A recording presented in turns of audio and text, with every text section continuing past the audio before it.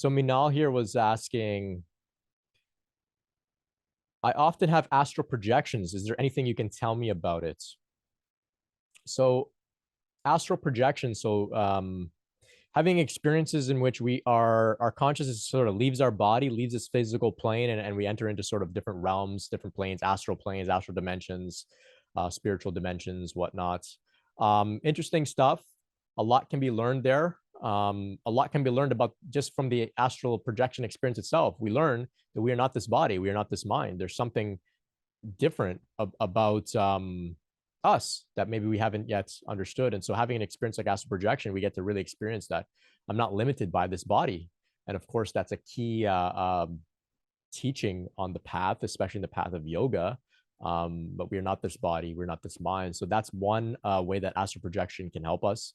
Within the astral realms, there can be a lot of different contexts for interesting challenges, interesting growth, interesting lessons. We can encounter different guides, different beings. Some may challenge us, some may try to cross our boundaries.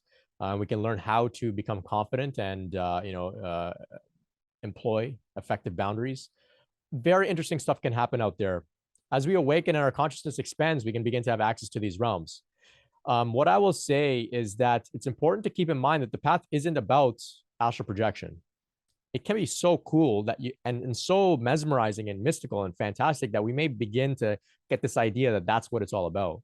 That this body here in the world is not that big of a deal. It's all about the astral realms. We may try to always go there. We may think that that's what it's all about in terms of our mission, our journey, our purpose.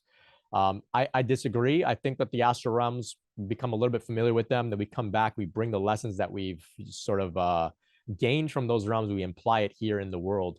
So if you learn that you're not this body, you're not this mind, one, we don't have to be so afraid, right? A lot of people are afraid because they take themselves to be this body. And when this body gets threatened, either by another person, maybe illness, maybe sickness, maybe their reputation gets threatened, their ego gets threatened, they think that's who they are. So they, of course, suffer. But if you have an experience where you've got to a chance to sort of leave your mind, leave the body, then you know it's not you. So you can be confident and know, oh, that's not me.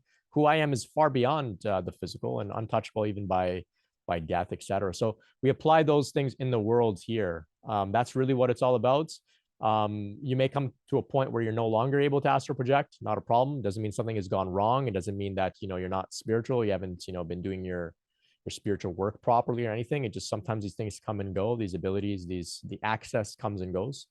Nothing to worry about there. Ultimately, the work is about what's going on here in this body, in this life, with this particular incarnation.